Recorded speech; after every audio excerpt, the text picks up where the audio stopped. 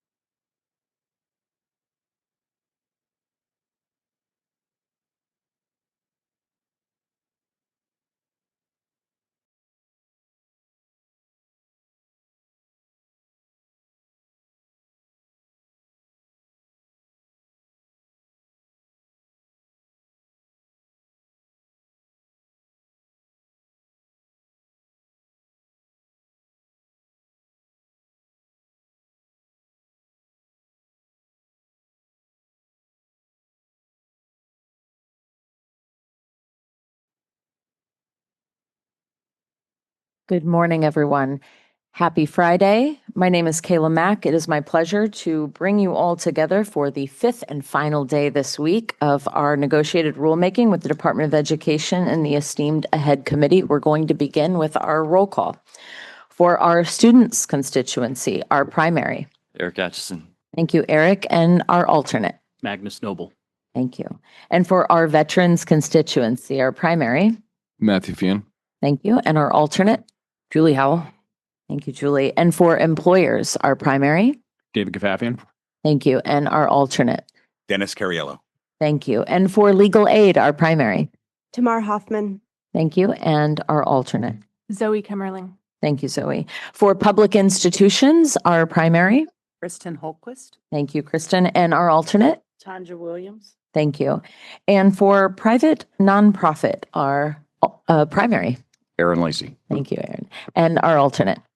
Joanna Roush. Thank you. And for proprietary institutions, our primary. Jeff Arthur. Thank you. And our alternate. Ryan Claybaugh. Thank you, Ryan. And for state workforce agencies.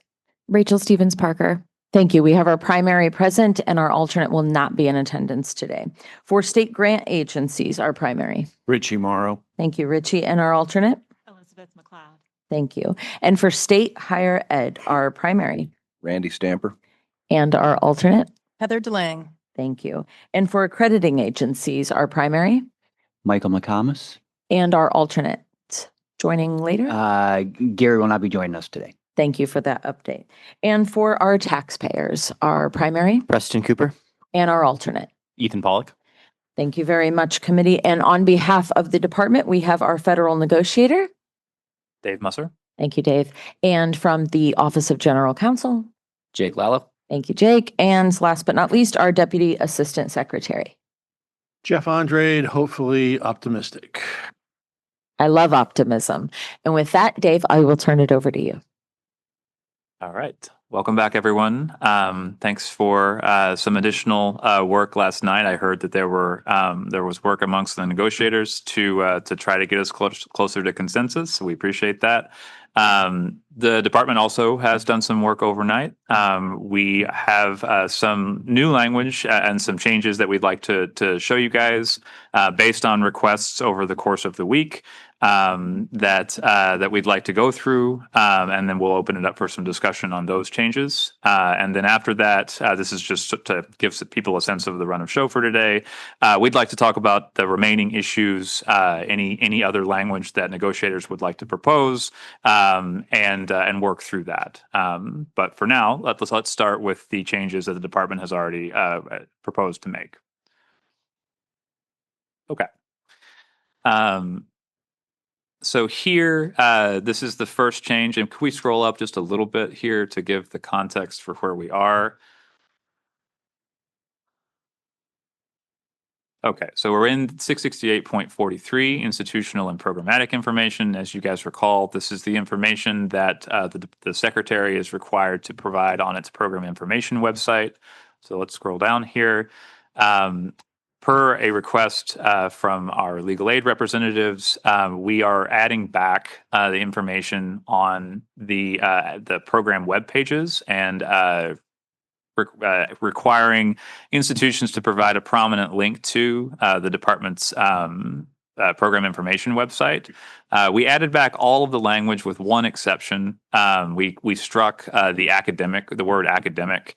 In the department's view, that is just too broad. We've heard from schools that ends up causing them to have to place this nearly everywhere on their websites in order to fully comply with this requirement. But we understand the idea that it's important to have this information anywhere that cost, financial aid, or admissions is described. So we have proposed to replace this language as it's currently written, except for that one word. And I'll pause after each of these changes for some discussion since they're all a little bit different. Thank you, Dave. Aaron? Yeah, I mean, again, I think the only concern here from the institutional standpoint is operational. The information is going to be out there. The website's out, the department's website. I don't think any of that's a problem. Academic is very helpful. I would suggest striking or institution. I think part of the challenge for institutions is when you start talking about where you have cost, financial aid, or admissions information about the institution anywhere on its website, that's hard to figure out when you've got a website with, again, potentially thousands of different pages to it, particularly for large, complex institutions. But program, usually it is a much more discrete and easier idea for an institute to say, do we have specific websites about this program? And I think that would be a reasonable halfway point. Thank you, Aaron. Any response?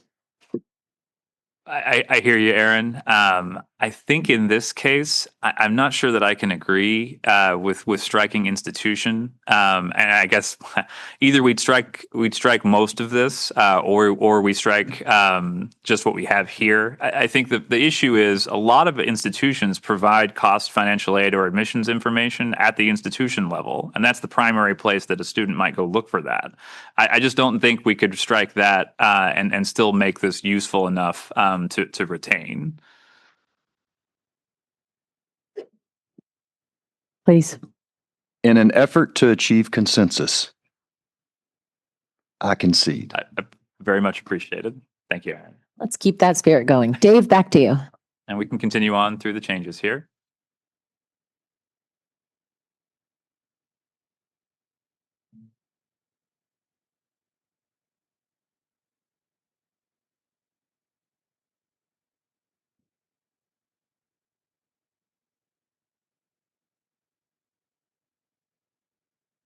And just to be clear, as we're going through this, we just emailed these changes to you guys, so you should have them to be able to go through as well. And we did color code them. And just to be clear again, the changes that we're making today are in gray. Here we are making a technical change, something that we just missed. For state, this is relating to the U.S. territories and the freely associated states primarily. And remember that when we say state, the definition of state refers to all of the states of the union as well as the U.S. territories and freely associated states in the department's regulations. So for states where the Census Bureau data necessary to perform the earnings premium metric are not available, there will be no earnings threshold. So we just moved some language around per some concerns expressed by negotiators.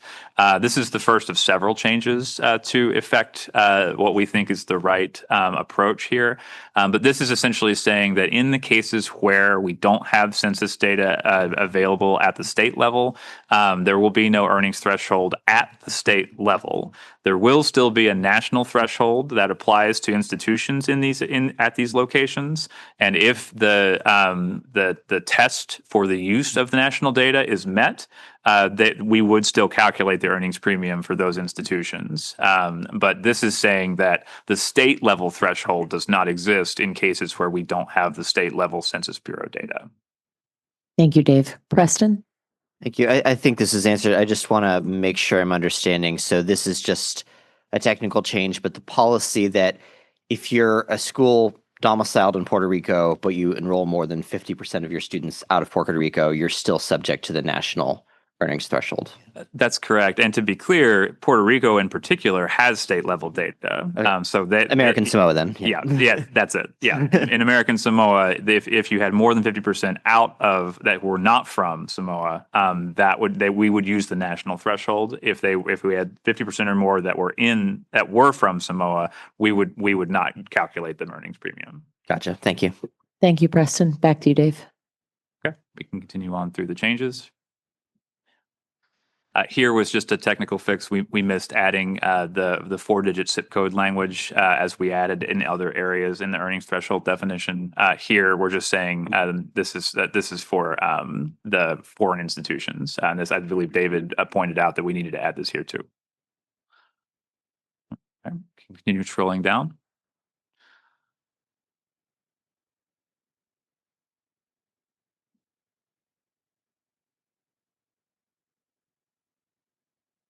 Right now we're into subpart Q. Okay. Scrolling up just a bit here.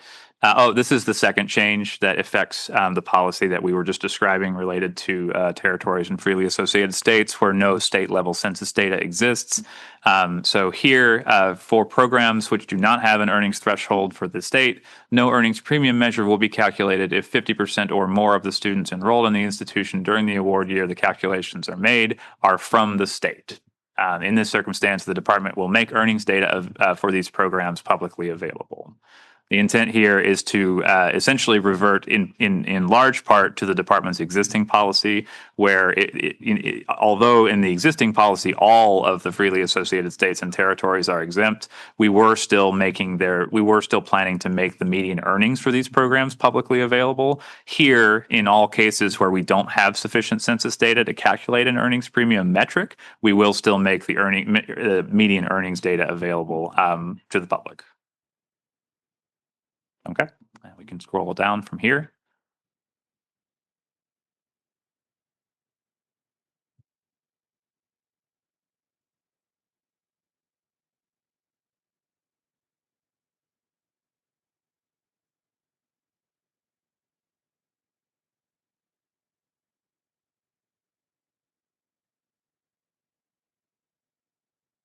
Okay.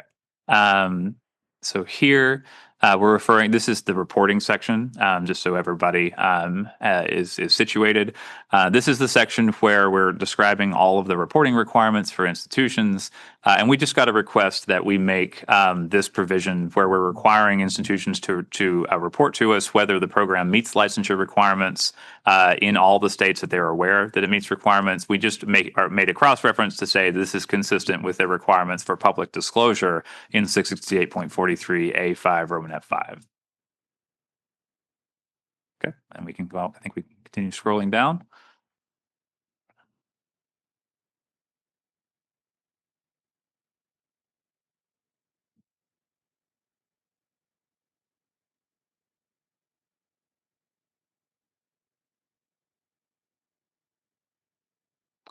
Okay. So here in the restoring eligibility section, so these are the changes that the department has made following discussion of the negotiator proposal for an orderly program closure option for institutions. So I'm just going to walk through the language and pause to describe the department's changes in each section, and we'll pause again at the end of my of all the description of all the changes for a discussion on this one. So for retaining eligibility during orderly program closure.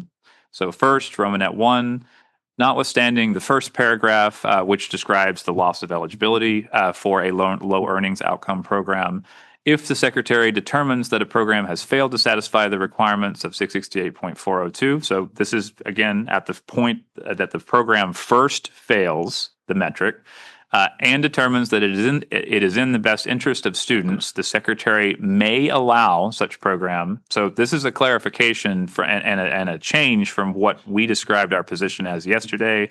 Yesterday, we expressed that this would be available in every single case. We heard from our colleagues in the legal aid group that that was a challenge for them. So we've changed this to indicate that the secretary has to determine that it is in the best interest of students in order to grant this option.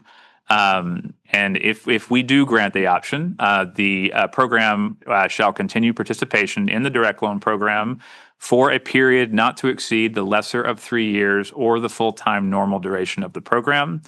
We had some conflicting recommendations about how to proceed here. On one hand, our understanding is that some institutions wanted this to extend for the entire full-time duration of the program. On the other hand, our colleagues representing legal aid were concerned about that and wanted to limit this much more strictly based on the exact amount of time that students had left in their program. We believe that full-time, the entire period of the program is a little too long. But on the other hand, we think that trying to narrow this to the exact amount of time by student that they have remaining in the program is so challenging as to make it unworkable. So we've tried our best to arrive at a compromise language here, where we say for a period not to exceed the lesser of 3 years being the absolute maximum, or the full-time duration of the program, whatever that may be. Scroll down a little bit more. I think we have a couple more changes here. Actually, let's go back up. It looks like we've got a couple of cards on that change. So let's just pause before we go to the other ones and discuss these. Thank you, Dave. Richie, let's start with you. So best interest of the students. So does that mean the institution will have to write a justification or? Not necessarily. The intent here is that if the secretary is aware of conditions that might make this not in the best interest of students, this gives the secretary the discretion to say that this opportunity is not afforded to the school. And in that case, the school might have to try to dispute that and work with the secretary to explain why it is in the best interest of students. But it's not an automatic requirement for the school to always have to justify this. If the secretary has no reason to believe that there are concerns there, we would afford this opportunity to the school. Okay, thank you. Thank you, Richie. Thank you, Dave. David? Appreciate the department's collaboration on this one. I think this overall does work and achieves a lot of goals. I might suggest some just grammatical tweak, because the going from the program if within, like, I don't know, you probably start a new sentence, provided that something in there, it becomes this massive run-on that you're not really sure what's modifying what by the end of there. So We will take that back. Thank you, David. Aaron? Yeah, two comments. The first is, the concern, I think, typically when you introduce a concept like discretion for the secretary here, that can be good. It also can open up the door for politicization of the decision-making process, right? But I will say, I understand the desire for discretion on the part of the secretary here. I think it is very analogous to the reason that many of us have been talking about discretion for the secretary in the administrative capability context. And I would suggest that if we're going to get comfortable that the secretary has discretion here, we should also get comfortable with the idea that the secretary should have discretion in the context of that discussion as well. I'm just going to make that connection right now. For years, 3 years, are we talking about 3 award years? Is the idea that if we lose eligibility as of July 1 for the next 3 award years, there would continue to be eligibility? Because calendar year seems, I just, that would be a different idea, especially if you're talking about like. So I think the secretary wanted to keep this a little bit broad. If you guys think that academic years is a better criterion, I think we're open to that. But the award year concept is a little odd because not all Sure. schools operate in award years. Understood. But academic years might be more appropriate, and we'd be fine to add that if that's the way that you guys prefer to word it. But we thought 3 years was, encompassed a fairly long period of time and would encompass the majority of cases where this was an issue. Okay. Thank you, Aaron. Thank you, Dave. Tamar, you have the floor. Thank you. I just wanted to acknowledge, I hear Aaron. We haven't yet gotten to the discussion about administrative capabilities. I think that when we get there, we can maybe have that discussion. I just don't want to preemptively go somewhere that we haven't landed yet. But if that's okay, I'd like to comment later. Yeah. Thank you, Tamar. Dave, back to I you. would also say the department's not quite ready to have that part of the discussion. Yeah. Okay, I think we can move through to the other changes that we've made to this section. Can we hit one more card? I Oh, sorry, I apologize, missed Dave. one. Yep, that's okay. Yeah. Jeff, please. Quick comment. I'm just thinking operationally, inserting academic year could get a little funky where students are in module programs to stop out. It could be really tricky to calculate that. And I think the 3-year probably, and you could, and if you feel because of the structure of the program, you could deal with that in the agreement. Yeah, that was also kind of our thinking, is that the department's intent here was to try to give clear timeframes so that everyone could organize their thoughts around how much time they have left to remain eligible. So 3 years seems like a pretty clear amount of time. Thank you. Back to you, Dave. So scrolling down, the remaining changes are additions of additional requirements in order for this option to be made available to the school. So let's scroll back up just a second, just to remind everyone of what was in there, what is in there currently. Let's scroll down a little bit more. Sorry about that, Andrea. So requires the institution to is the language. First, cease accepting new enrollments on or after the date of the agreement. So then we go down to B, engage in an orderly closure of the program in which the institution provides an opportunity for the enrolled individuals to complete their program regardless of their academic progress at the time of closure. Again, the point of this is that they are giving students the opportunity to complete this program, but we are also providing other requirements that have the school give the student more information about other options that they could choose to take if they prefer. So now we're scrolling down to C. We heard from several negotiators, including Michael, that this might make sense to also require the school to inform its state authorizing agency and accrediting agency of the use of this authority, and to meet any program discontinuation or closure requirements of those agencies. So they have to comply with those agencies' requirements. D, acknowledge that the program has been voluntarily discontinued and subject to the requirements of 668.603C2, meaning that there's a limitation on adding a program that's in the same 4-digit zip code family for 2 years following the last student's enrollment in this program. E, they would have to maintain the program under a warning status and continue to provide the warning notice to students in accordance with those requirements. Scrolling down. F, provide to students the academic and financial options to continue their education in another program to which the student's academic credit would transfer that either has not that has not failed to satisfy the requirements of 668.402, the earnings premium, either at the same institution or a different institution. So this is essentially saying the school needs to seek out another program either at their institution or at another that is not failing the earnings premium metric, and they need to provide that option. They need to explain to the student that this is also an option and provide enough information for the student to make a reasoned decision there. Then we go down to G, agree not to restart the same program or to start a substantially similar program as described in 668.604 for at least 2 award years following the completion of the orderly closure described in paragraph B. And then finally, this is a separate Romanet 2. An institution may not add the addendum provided in 668.603C41, the one we just described, in cases where the program or the institution, based on the program's compliance, is subject to a probation or equivalent action by a recognized accrediting agency or a state regulatory agency, including licensing boards, or where the institution is subject to 668.162C. That regulation is the regulation for what we call reimbursement, which includes the 2 payment methods that fall under that, which is sometimes called HCM2, Heightened Cash Monitoring 2, or reimbursement. Those are serious sanctions that the department applies in cases where we have significant concerns about the institution and its administration of the Title IV programs. So if that applies, this option would not be available to the school. We have a few cards. Is this a good time? Perfect. Randy, would you like to get us started?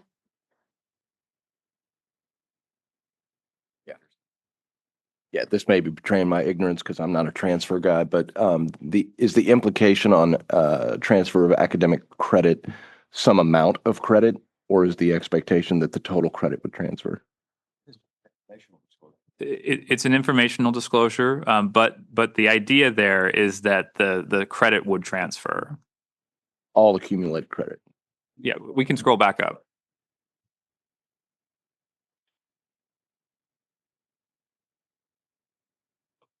No, sorry, go back down. We're looking at, keep going. F here.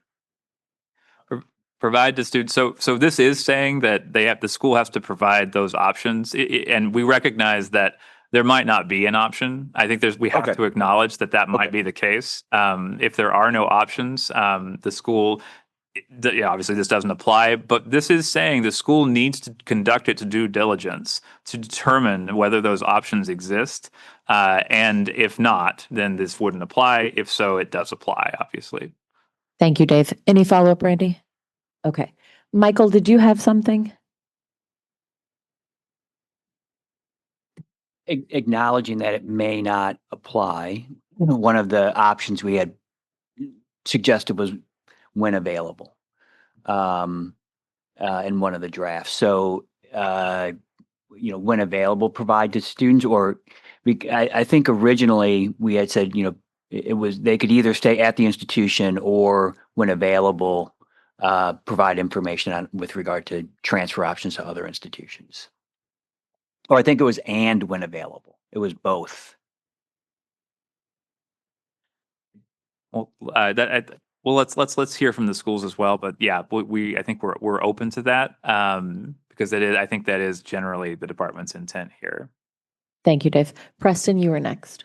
Thank you very much. Yeah, I just appreciate all of these additions here. I think this goes a long way towards addressing my concerns about this particular provision. I just want to thank the department and my fellow negotiators for being so willing to compromise and work together on this issue. I do have one question that's just clarifying. I think for all of us, the understanding was that this option would only be available if you failed 1 year, right? If you failed 2 years, you can't take this. Could you just explain how in the reg text that policy is implemented here? Sure. Let's scroll up a little bit.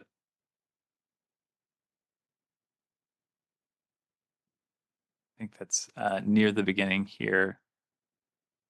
Okay, so hold up. Here we go.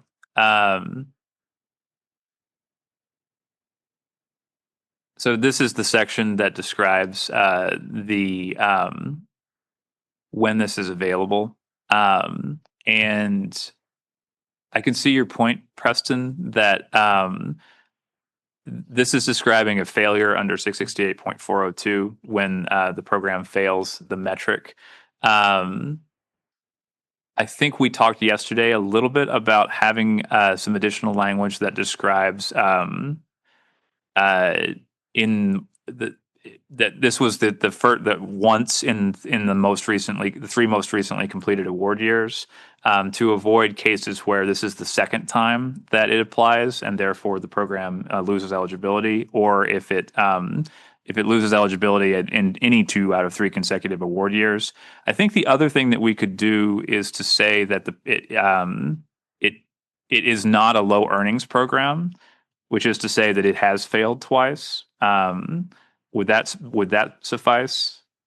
Yeah, so I think in 402 that's describing whether it fails the earnings premium measure Generally. 1 or 2 years. I would defer on just to the department on the best way to make this clear. I do think it does require some additional clarity here. So if you want to say it's not a low earning program, yeah, I think that could work. We'll take it back and we'll make sure it is our intent that this is only available the first time that it fails, and not on an occasion where they would lose direct loan eligibility. Thank you, Preston. Thank you, Dave. Aaron? I just want to echo Preston's comments. I think these conditions appear to me to be very reasonable and consistent with the conversations. I think it creates the off-ramp for institutions that we were hoping to create. I mean, like I said, we'll reserve the comment around the secretary's discretion here, and we can talk about that later. But all the lettered criterion later, I think look completely reasonable. And again, just appreciate everybody's efforts to create a framework here. Thank you, Aaron. I'm going to go to Jeff and then to you, David. Yeah, the transparency information, that's great. And I think a lot of the requirements here are pretty consistent with a typical teach out process. And I think that's what you're going for, and asking for a slightly or a higher bar because it's an optional thing. That's reasonable too. Can you just help me understand? I'm trying to wrap my head around the timing of reinstatement if you choose that option versus if you let it go to the second year of fail and be able to reinstate. I'm not clear if that's effectively the same timeline, we're trying to make that, we're trying to impose the current requirements without that option and Yeah. end up with the same timeline. That's exactly right. So the idea is that the same reinstatement requirements apply here, such that when the last student in the program ceases eligibility and the program is at that point discontinued, the 2-year timeframe begins, during which that program and any other program at the same under the same 4-digit zip code cannot be added to the institution's ECAR for eligibility purposes. And after that, if the program has not continuing to fail in 2 out of 3 consecutive award years, which is the other provision that's now in there, then the program could be reinstated. Okay. Might be an interesting thing to include in the commentary and the preamble. So, because institutions are going to try to figure that out. It's like, what am I losing? What's my incentive to do this? And I think if you know that this is something you can do to assist students without compromising your ability, your other processes, that would probably help us want to serve students better. Yeah, we certainly take your point that it would be helpful to explain in clearly the timelines involved, because it's not immediately clear when you read the regulatory text alone. I definitely agree. Thank you, Jeff. Thank you, Dave. David? Yeah, I would just reiterate that I'm really encouraged by this entire provision, zooming back out to Monday, Tuesday. I think the concept of a teach out in the best interest of students was something that it was not clear we'd get to. And so I'm appreciative of everybody's collaboration here. I do think, similarly to Preston's comments, some cleanup, if we could just make it something like, this is available contingent upon the timing requirements under X and the PPA revision amendment requirements under Y. And then you've already done the Y in the list here. And then that allows you to clarify the components of, first time in the last 3 years kind of thing. Okay. Yeah. Thanks, David. Thank you. Michael, please. Yeah, I'm sorry. I'm withdrawing my previous comment about the when available. I see now, I didn't have the copy in front of me. I see now you've included at the same institution or a different institution. So that satisfies me. Sorry. Thank you, Michael. Eric? My comment was going to be about when available, and just that may provide institutions with an option to not work towards that. And I just want to make that concern publicly available. Thank you, Michael. Thank you, Eric. Back to you, Dave. We've worked through our cards. Okay. I think that's all the discussion on this one. So we'll continue on through. We will endeavor to make that change to make it clear that it's only available at the first failure. So scrolling down.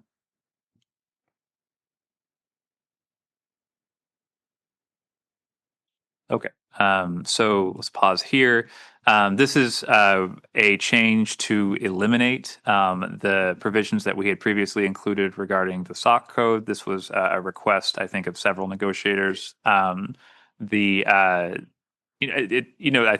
think what we heard from several negotiators is that there's less comfort with this concept in the context of gainful employment and with the concept of the earnings premium calculation as it applies broadly, including for gainful employment programs, and that the SOC concept is not as valuable here as it would have been in the Workforce Pell concept, where the programs were aimed at areas where the occupations were high wage and high need.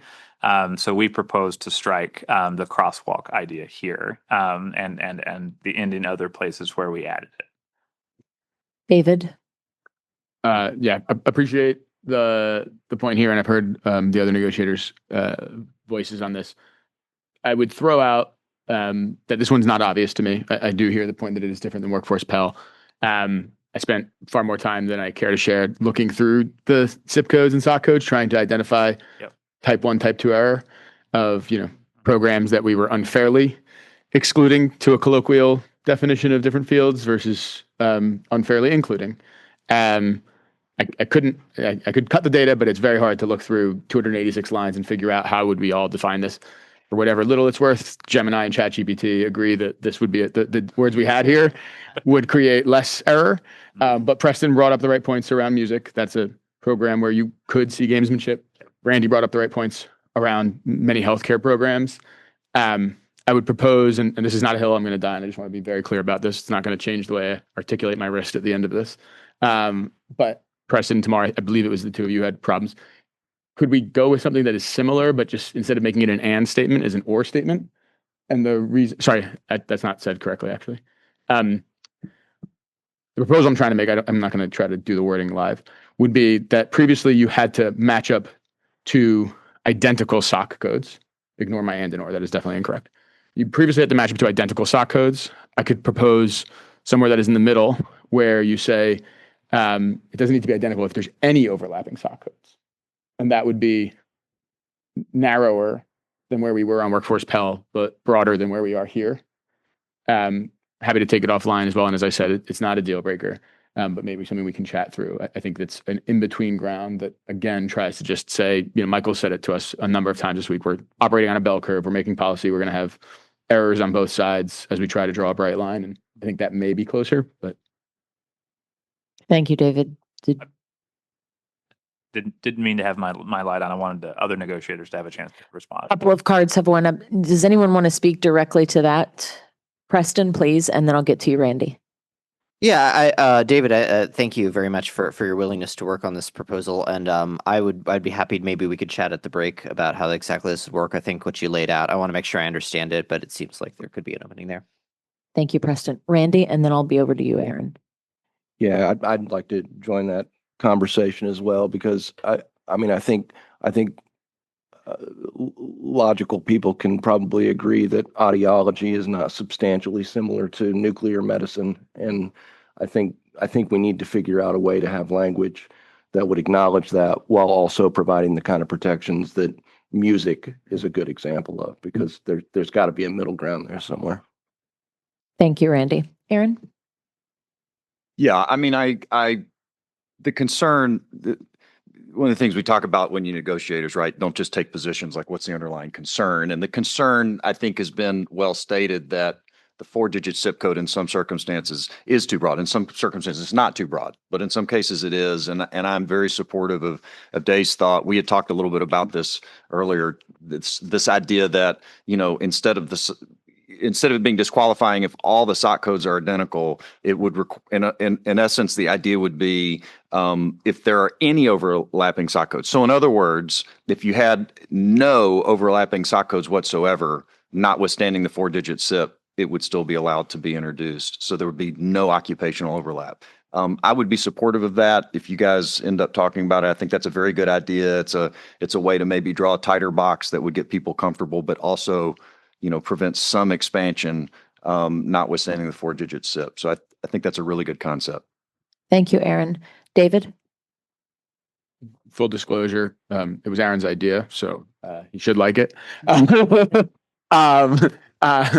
Secondly, I do want to pulse check the department's perspective. The other idea that I had would be that you would define, frankly, at the 2-digit zip code level, which one's got this rule as is, and which one's got the 4-digit one flat. So you'd say like everything in zip code 51, which is all of healthcare, got the SIP SOC walk as we had originally drafted. And it might not just be 51, but I'm using it as an example. Does the department have a preference between how we approach it, or so long as we can kind of reach some alignment? I think in this case, and I'll look to Jeff as well, we were comfortable with the 4-digit zip code option. We also understood the negotiators' idea of the SOC code, the identical SOC code concept, and we're also open to a compromise in between if negotiators can get there. I think I see we understand the issue from the school's perspective, and obviously from our perspective, what we have right this second is the safest option for students, although it may be in some cases a little overbroad. So we are open to if you guys can reach an agreement on this, either of those options. Any final comments on that? David, did you have follow-up? You're good. Dave, back to you. All right, we can continue to scroll down here. Getting close to the end. Okay, so here we have added back language going down to B. This is under student warnings. the subsequent warning concept, and we've simply not added back language relating to the debt to earning rates or GE programs. This would apply to all programs. If a student or prospective student receives a warning under this section but does not seek to enroll until more than 12 months after receiving the warning, the institution must again provide the warning to the student or prospective student unless the program has passed the earnings premium measure for the two most recent consecutive award years in which the metric was calculated for the program. Okay, we can scroll down here. No other questions there. Okay. So here we have added a provision that was suggested by our student representatives that another component be added to the warning for a student who is eligible for Pell Grant funds, a description of the student's remaining lifetime eligibility for Pell Grant funds, and an explanation that all Pell Grant funds received for enrollment in the program count against the student's future lifetime eligibility. So this was a recognition that the program will remain eligible for direct loan funds, even if the program ultimately loses direct loan eligibility as a result of the earnings premium metric. The other piece, and I hear I'm seeing Eric kind of respond to this.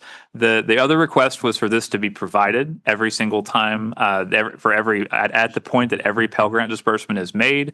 That language is also present a little bit in a little bit. So let's actually scroll down. I think that's the next thing that we have.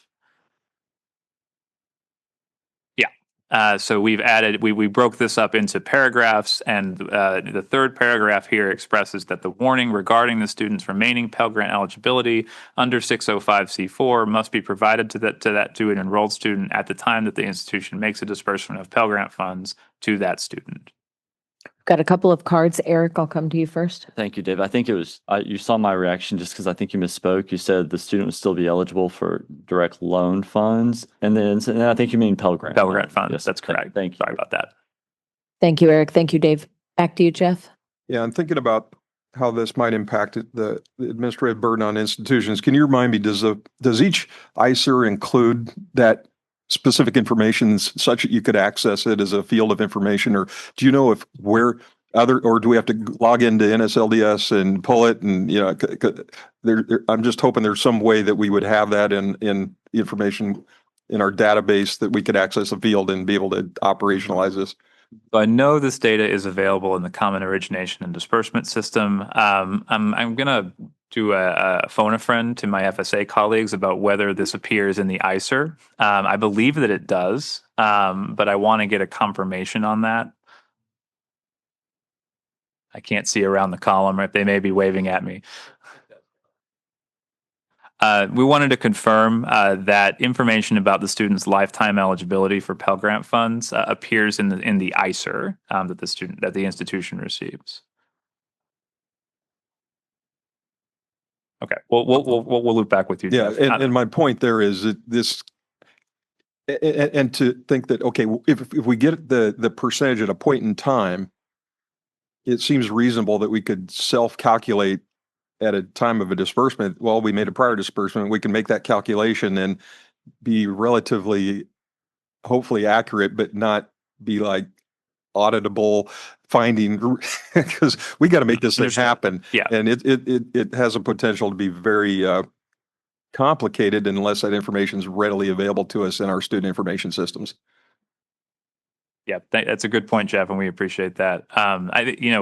If it looks like this is not going to be readily available, I think that the department is willing to put resources into making it available to ensure that this happens. Thank you, Dave. Thank you, Jeff. Aaron? No objection. Just in thinking about the administrative logistics. So this is a separate warning from the warning that is provided to folks about the failure of the program under the earnings metric, right? So yes, it was a little bit funky in the language, and I can see that, but we felt it was still most appropriate to provide it there. This only applies to students who qualify for Pell Grant funds. So it wouldn't make sense for you to tell a student who's not receiving those funds. But yes, it applies on a student by student basis based on that eligibility. For sure. No criticism, and understand also that folks are working rapidly here.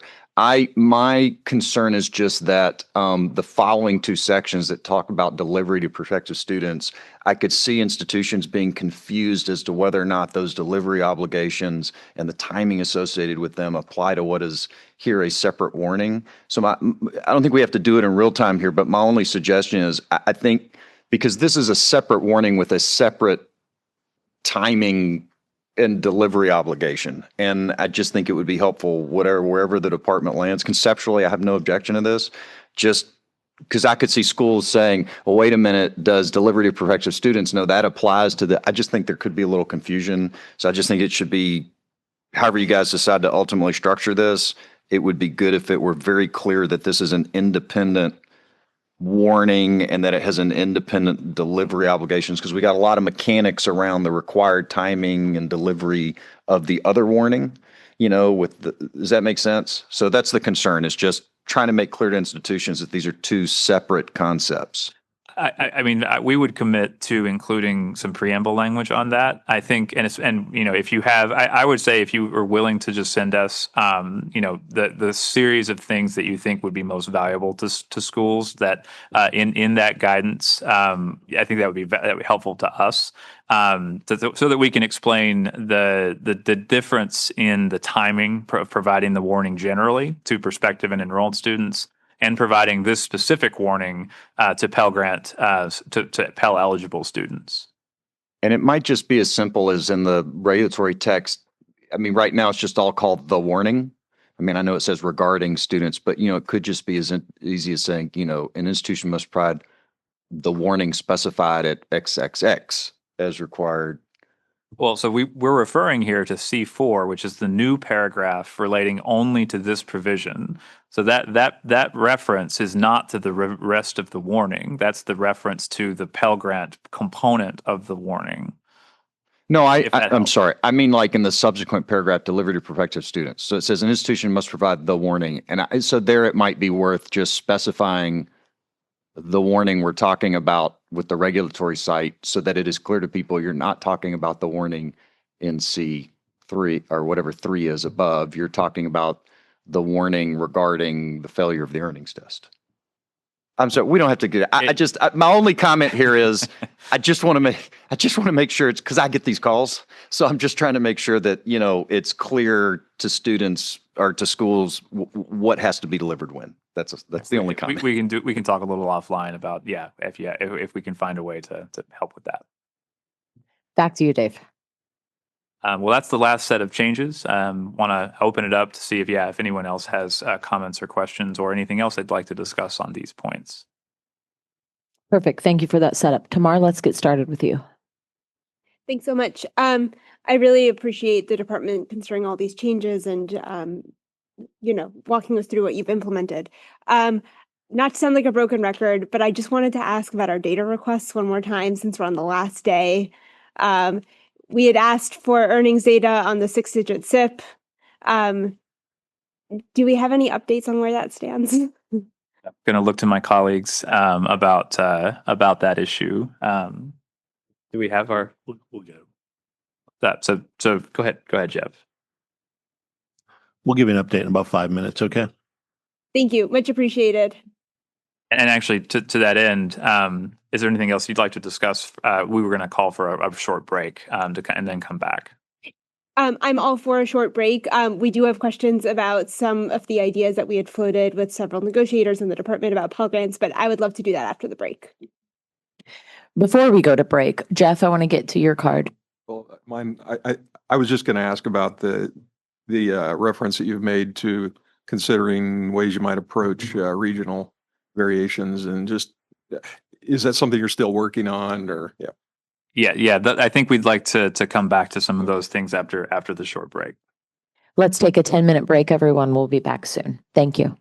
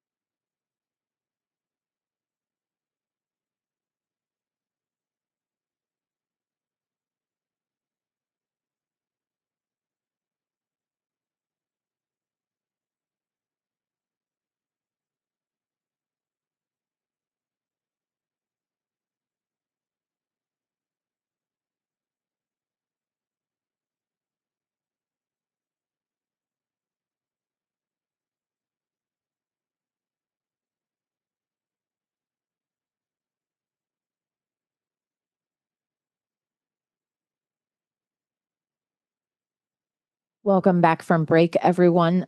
Jeff, I'm going to turn it over to you to get us started. I just wanted to respond back to Tamar's request on the data, just an update. So I checked with our folks. So on the first request which you had, which was one that had originated back at Workforce Pell, that request is in the final stage of the data validation process that we have to go through at the department. I don't have an ETA on that, but that's the last step in the process before it can go out. So that's close. The other one, I believe that we can get that to you by the end of the day, which was the one on earnings. Please, Tamar. Thanks so much. And also I'm wearing sunglasses just because of the light and migraine, not to like avoid eye contact with you. Thank you. I just thought you were super cool. Yeah, I was going to say, I just thought that was a sign of your bright future. It's part of the strategy going into the final day. Dave, back over to you. This is a kind of poker match. I get it. Well, thank you all for that discussion. I really appreciate all the feedback. I think there's some tweaks that we need to make, and the department's certainly open to that. We've got some notes. We may need to chat with some of you as individuals over the next few hours to try to get to a good place. But at this time, we would like to call a caucus. With all negotiators, and no offense to those we aren't calling, all negotiators except for our state workforce colleagues and our accrediting agency colleagues. Okay. We're going to have that in here, so we'll ask the majority of folks to leave. And about how much time should we estimate, Dave? We may go over this, but We usually do, as we have in the past. But I think at least 30 minutes. Perfect. We're going to plan for 30 minutes and we'll keep everyone updated. If you are not participating in the caucus, we'd ask that you exit the auditorium at this time. Thank you.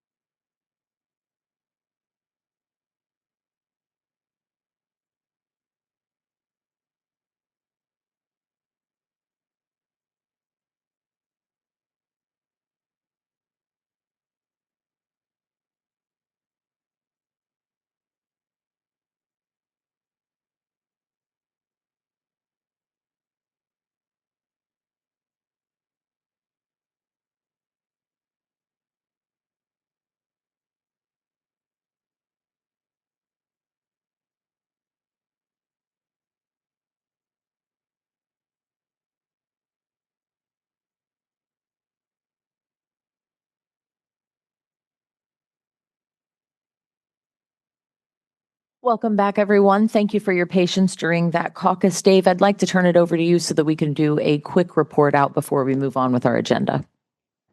Yeah, thank you, Kayla. So we had an extremely productive conversation over the past 45 minutes with all of our negotiator colleagues about a compromise that would involve the use of what we call the administrative capability standard to subject some institutions to a loss of Title IV eligibility for 4 failing programs under certain circumstances.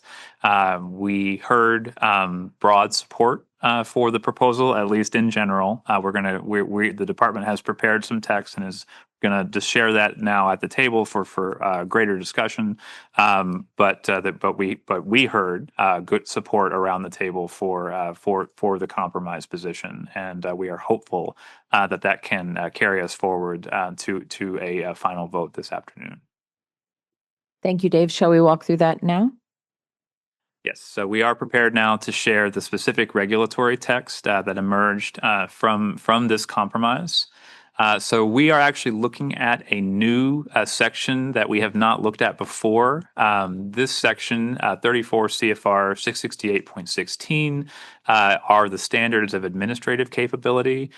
This section describes the basic conditions that the Secretary expects an institution to meet in order to participate in the Title IV programs. Elsewhere in these regulations, we have things like the requirements to maintain skilled and experienced staff, adequate systems of internal control, those sorts of things. So these are sort of the expectations that the department has for an institution to operate capably. So here we are making 2 sets of changes. First, we're making a change to this provision. And what the language says here is at least half of the institution's recipients of Title IV HEA funds and half of the institution's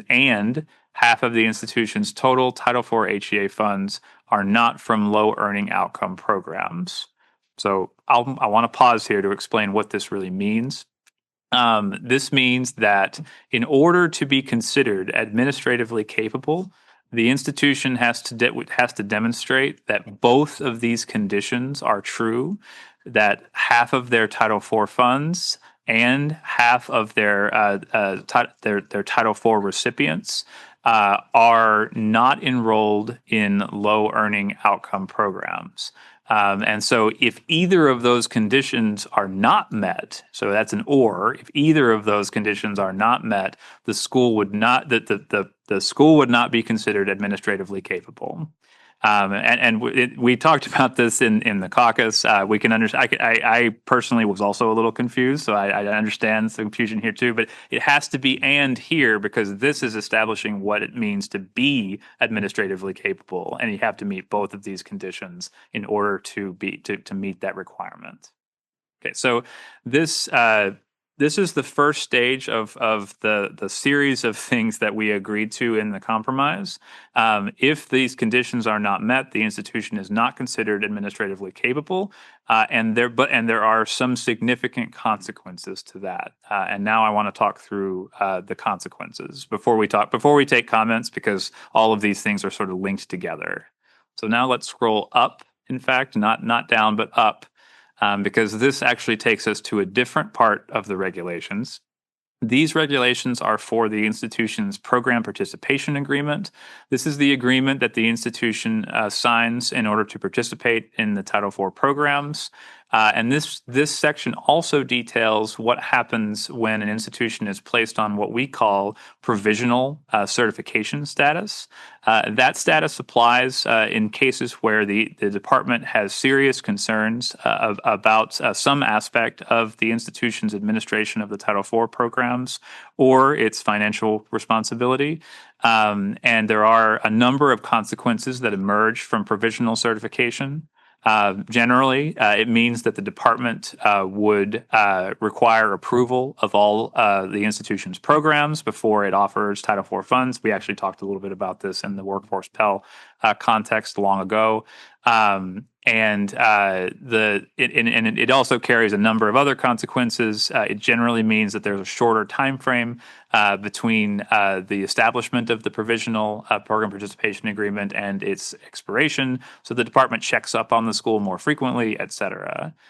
Here, we have added a new paragraph H to the program participation agreement regulations, and I'll just walk through that here. In addition to any other conditions that the secretary may deem appropriate, if an institution does not comply with the provisions of 34 CFR 668.16T in 2 out of any 3 consecutive award years, the institution will be placed on provisional status, and the institution's low earning outcome programs shall not qualify for Title IV HEA funds. So what that means is if that provision that we just described is tripped in 2 out of 3 consecutive award years, all of the low earning outcome programs at the institution will no longer qualify for any Title IV HEA funds, not just direct loan funds. That includes Pell Grant funds and the campus-based programs. They would lose all of those low earning outcome programs would lose eligibility for Title IV funds. The second paragraph here establishes that the institution shall have the opportunity to appeal the secretary's determination that the institution failed to meet the conditions in the new 668.16T in 2 out of any 3 consecutive award years under subpart G. And I would just say here, the department's intent is that the same appeal conditions apply here as they do in to cases where a program fails the earnings premium metric in 2 out of 3 consecutive award years. Here, the institution can only appeal on the basis of a data error, not any other basis. So what this does overall is, and I'll just describe as best I can the sequence that this would play out in. Once the department implements this regulation, if we were to reach consensus and establish these requirements. So in the very first year that we implement these regulations and calculate metrics, individual programs would fail the earnings premium metric, causing warnings to be required for students in those programs that they could ultimately lose Title IV eligibility, among numerous other things. In the second year that the department calculates the earnings premium metric, programs are subject potentially to loss of direct loan eligibility. Those programs that lose direct loan eligibility are referred to as low earning programs, low earning outcome programs. In the second year, when programs actually lose direct loan eligibility and become low earning outcome programs, the department would run the test that we described a moment ago at the institution level to determine whether 50% of the institution's students or 50% of the institution's Title IV revenue are in programs that are low earning outcome programs that have lost eligibility for direct loan funds. If that is the case, the school is then on notice that if that happens in one more year in 3 consecutive award years, all of its low earning outcome programs would lose Title IV eligibility generally. And the department would continue to conduct that test at the institution level ever after to determine if the institution meets that condition. So I'll pause here. I've said a lot, and I want to see whether folks have questions and if I can explain anything further about the proposal. Thank you very much, Dave. Tamar, we'll get started with you. Thank you. Thank you for going through this text. I really appreciate it. I have a few questions as we go through in recognition that this is a big compromise position on loss of Pell eligibility. It's definitely more than halfway from where we started, but we're trying to be agreeable here. So the first is about the appeal. You've sort of verbally explained the intention here. I'm hoping that at the very least, the department can explain that in the preamble as well to avoid any kind of confusion. We will commit to explaining that as well Okay. in the preamble. Great, thanks. And the other issue that I'd like to make sure that's clear here is in the references to 668.16T, I'd like to make sure that it's clear that that's as of the date of the the enactment of this regulation, just because otherwise there's the potential that through other processes this could change, and it would affect the durability of the regulations that we're trying to establish during this accountability table. So yeah, we could talk maybe a little bit offline about exactly what you're interested in. I believe I understand that that's a sort of commitment on the department's part in the preamble. If I understood correctly, but we are open to that as well. Thank you, Dave. Thank you, Tamar. Matthew. Well, I just want to start off by saying a huge thanks to my fellow colleagues here and to the department. I think we got it right here, and the language looks good. No issue with it. And what I would like to add, and I've been pretty consistent with this throughout negotiated rulemaking, that for my constituency, we have multiple funding sources. So again, just for the record, this strictly applies to Title IV funds. What I could see happening here, both theoretically looking at the language and then theoretically, or not even theoretically, just looking at history of my constituency, that schools will supplement their revenue streams through GI Bill funds and through tuition assistance. And it's not captured here, which the department can't do because it's not Title IV funds. So again, just for the record, I think this is a great opportunity for the departments of VA, Education, and Department of Defense to increase their coordination over the coming years.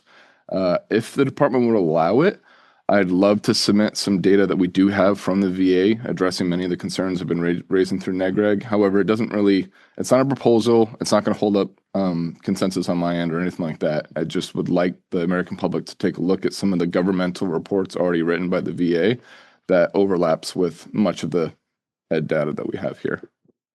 Thank you, Matthew. Jeff, did you want to speak on this?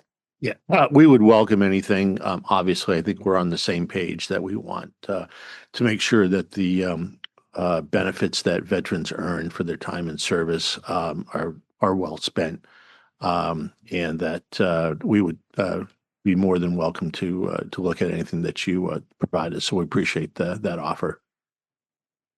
Thank you very much, Department. And I also want to add too, for the purposes of longevity, I think shifting out of the subsection for eligibility for Pell Grants and moving this into where we have it now for a different subsection will stand the test of time. I think it's been put on the record before. I'm going to reiterate it here. I strongly feel that our constituency has been the victim of this whiplash, regulatory whiplash over the multiple administrations. I call it in closed doors, mom and dad fighting. But this is going to be really helpful for our community. So it stands the test of time, and we don't fall into this whiplash of changing regulatory provisions for student veterans, service members in there, and the dependents. So the department did a wonderful job here, and so did the committee. And I just want to share my heartfelt thank you to all of my professional colleagues here. Thank you, Matthew. Aaron, please. Yeah, similarly, I just want to comment. I think this does represent a reasonable compromise. I mean, for the record, we understand, and for the folks who are watching or thinking about this, that for small institutions with 2 to 4 programs, this is a different proposition than it is for large institutions with 100 or 200 programs, and we recognize that.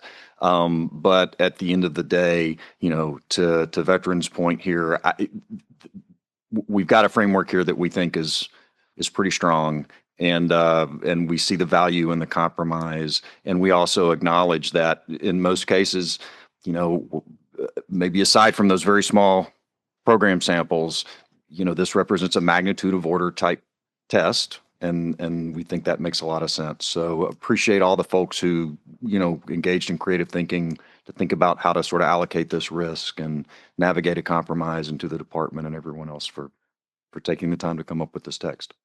Thank you, Aaron. Preston, please. Thank you very much. I just want to reiterate the sentiments that a lot of people have said around this table, that I think this is a very strong compromise. I'm very thrilled with it. And I think this is going to protect a lot of students. Obviously, we've been arguing for tying Pell eligibility to these accountability rules. And while this doesn't do exactly that, this still gets us a big part of the way there, by some of our calculations here, this would protect around 2% of students and close to $1 billion a year in Pell Grant funds. And that is a very significant way in which we are protecting students and taxpayers with this amendment. So I want to thank everybody around the table. I want to thank Rachel especially because she was the one who kind of originated this idea in our caucus yesterday, and I want to make sure she gets the credit she was due. And I'm glad that we have arrived at this compromise, which it sounds like a lot of people can live with. Thank you, Preston. David, please. 2% over. Yeah, broken record, but really appreciative of everybody leaning in. Tomorrow, especially you, frankly. I think it's very easy to lean out in moments like this, and it's a lot harder to lean in and collaborate. And I'm grateful to everybody around me for that. I zoomed out yesterday in one of our caucuses and thought about where this started 15 years ago, which is that President Obama himself wanted harmony and wanted to hold all institutions accountable for all programs. And the political tides change over time. Certainly over the last 5-6 years, there's been strong calls for that on other sides of the aisle. So I think if we can all zoom out with a broader lens, we can see that this is a design that is all-encompassing, and that simplicity as a design goal is really key to the durability. From when I think about just the employer standard, I think this will cause employers to take some signal out of this and understand that it's your responsibility to think about how you are going to train and fund the training of your future workforce in a way that is sustainable. And so while this will move where funding comes from a federal source in various pockets of the economy, I think the idea is that my constituency employers will have to be proactive in thinking about what their role in filling those gaps are. There's one just clarifying question I did have. And I do believe we had agreed that it is in here. I just want to make sure I understand where it is. Where is the language here that confirms that the programs that are subject to the teach outs are not picked up in this? So those programs are not low earning outcome programs. By definition, you can only become a low earning outcome program if you lose eligibility as a result of the test.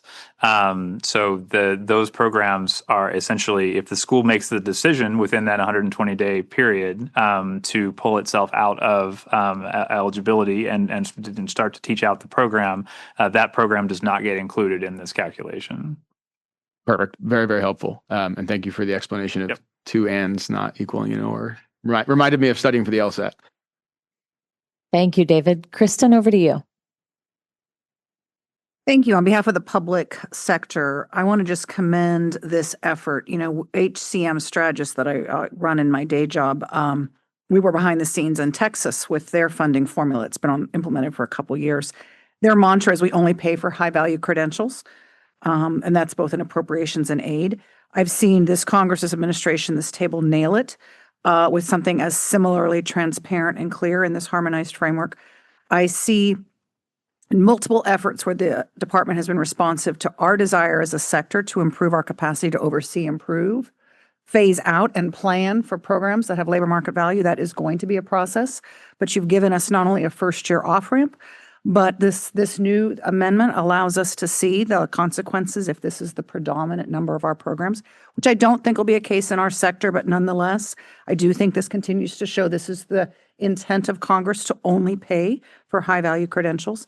And then all of your efforts to not only increase transparency, but to limit burden on us. In fact, we've asked you a couple places, will you add back in our burden? Shows our intent to use these data for good. I appreciate how much you've listened to our case about rural and the impact on rural. We realize you can't do anything there, but I think that this amendment sufficiently guards against our greatest concerns, that our current middle skills gap in rural areas will only be exacerbated. So thank you so, so much. Last, I just want to acknowledge the department, how conscientious you've been about language. On behalf of the public colleges and universities, you don't speak about failing institutions. You don't speak about bottom feeders. You don't speak about low quality programs. In fact, Dave, you just said again, low earning programs. Thank you. Language matters. Implementation will move now to the will and the support of faculty who are independent. And we really think that this will speak to where they need to go without just absolutely demoralizing them. So thank you for realizing language matters and how you've conducted yourself here. It's up to us to now take that message forward. Thank you, Kristen. Rachel, you have the floor. Thank you. My comments here are relatively brief, I think, and many of them echo what my fellow negotiators have shared. Certainly gratitude for the process, and I've been so impressed listening and learning alongside you all throughout the week, and also hearing, groups who are willing to hold themselves to rigorous standards and also really fighting to make sure we protect students and really working to find the right balance and doing these things in a way that can withstand the test of time and different political winds in ways that maybe prior rules have not, and acknowledging again, that kind of zooming out theme and really the fact that this is an area where, and I can speak, certainly thinking about my constituency group and those we work with, we work with everyone around this table. I said this in caucus yesterday. Everyone represented around this table back in our states. And fundamentally, we exist for serving our people, our students, our economies, and our businesses. And zooming out on that and the fact that this really is a bipartisan area of interest to be able to do that, to balance accountability and protection with making sure we leave room for innovation and supporting the most vulnerable students. I'll certainly echo some, the caveats that no one rule is perfect. And certainly I would say the same about this one. Some of the rural factors remain concerns. We certainly want to make sure Pell dollars, among others, are used for quality outcomes for our learners. And so I think that it's also reasonable to acknowledge that while this is a rule and a baseline set at the federal level, states also have a responsibility to look at this alongside our institutions as well, and an opportunity to do that.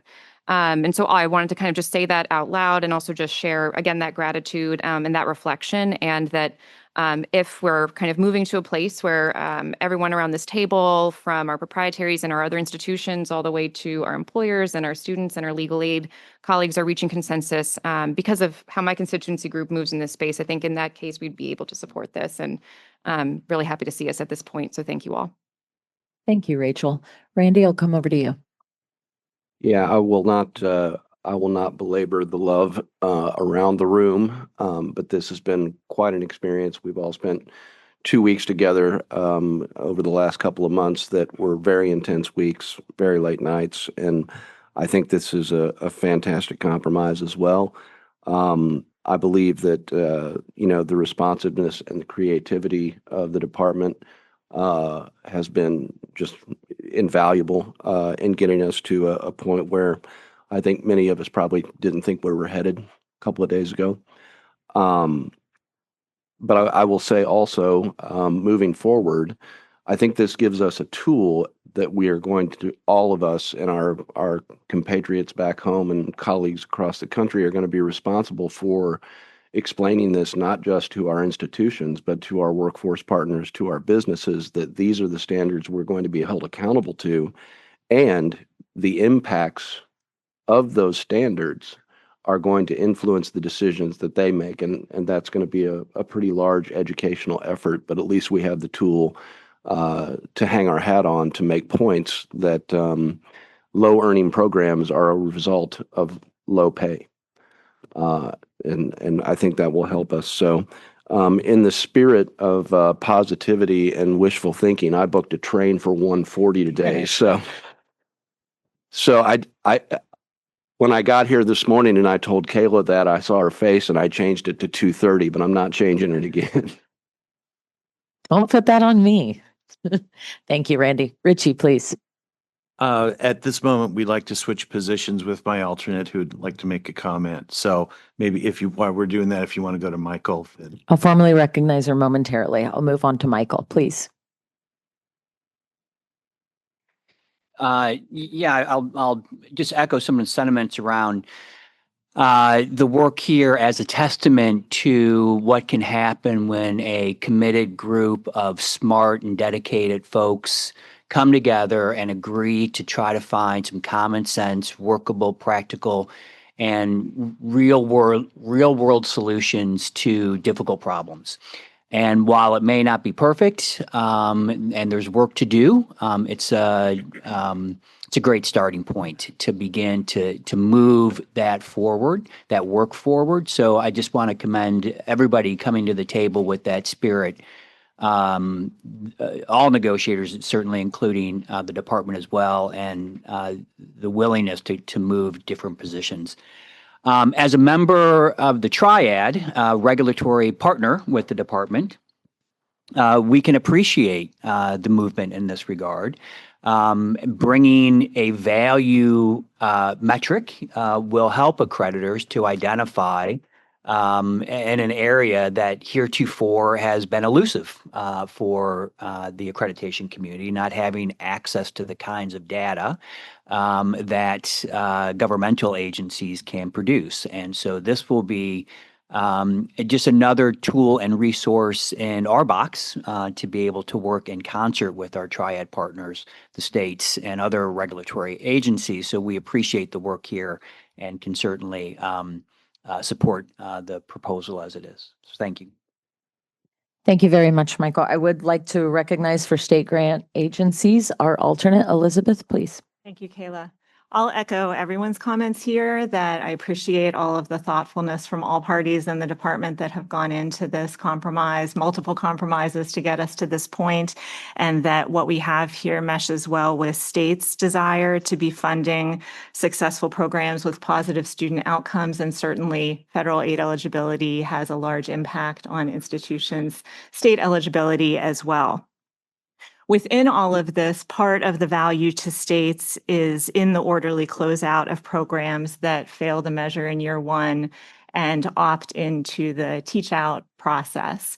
And I'm just wondering if this morning's edits around retaining eligibility during orderly program closure, page 52 of this morning's PDF, if there's anything there that could be tightened up a little bit to match some of that mathematical precision that's in this latest part around administrative capability.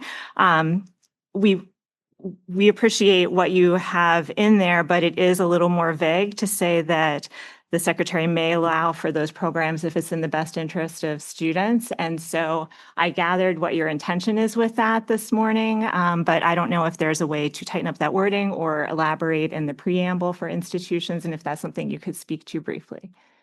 So first I want to make sure I understand.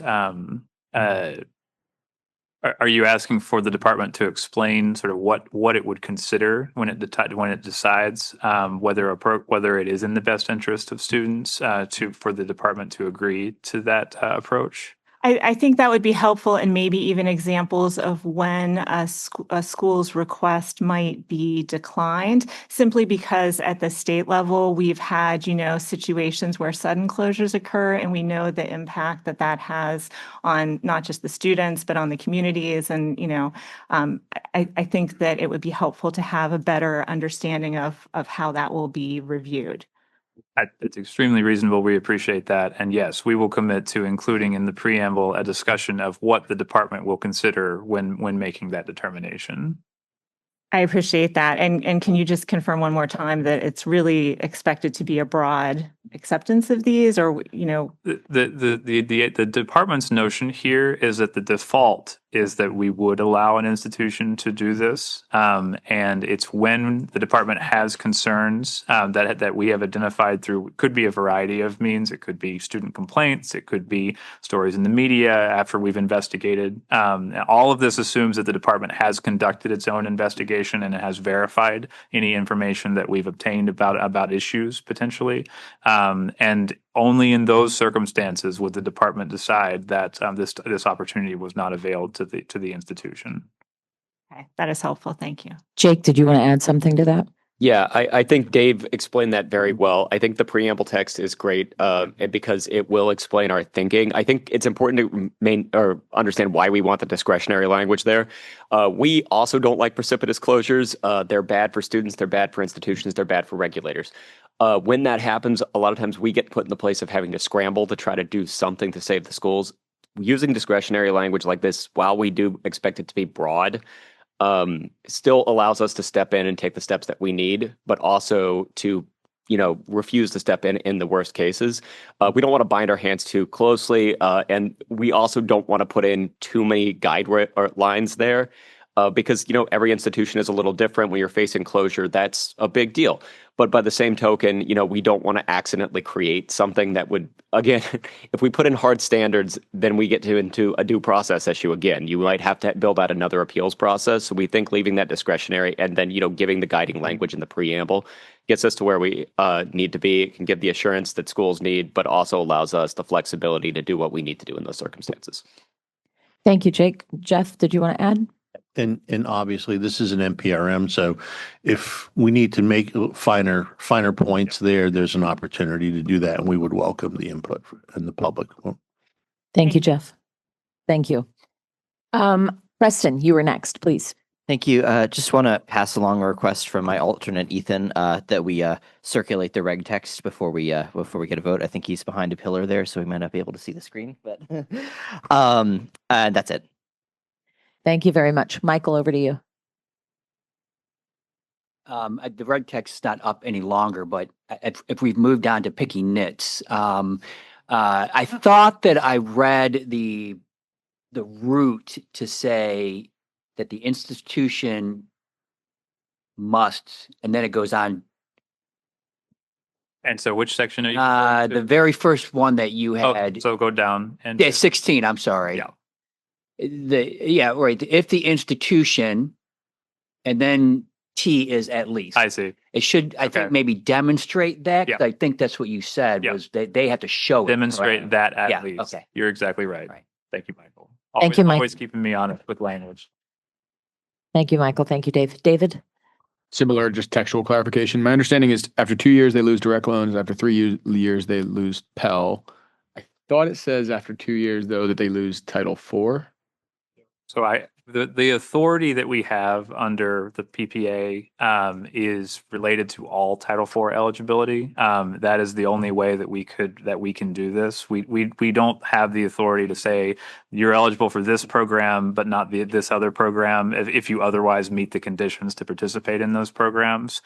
So that's why it's all Title IV, which includes campus-based programs. As a practical matter, that's the way we have to put it into the rule.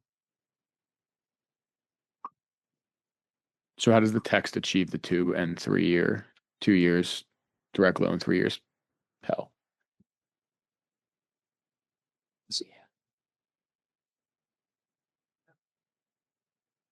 So hold on, I'm gonna make sure I understand the question. And I'm also happy to stand down until we see the text. My understanding was, again, after 2 consecutive years, they lose access to direct loans. After 3 years, they lose access to Pell as well. And I'm trying to see how the text. Oh, I see. So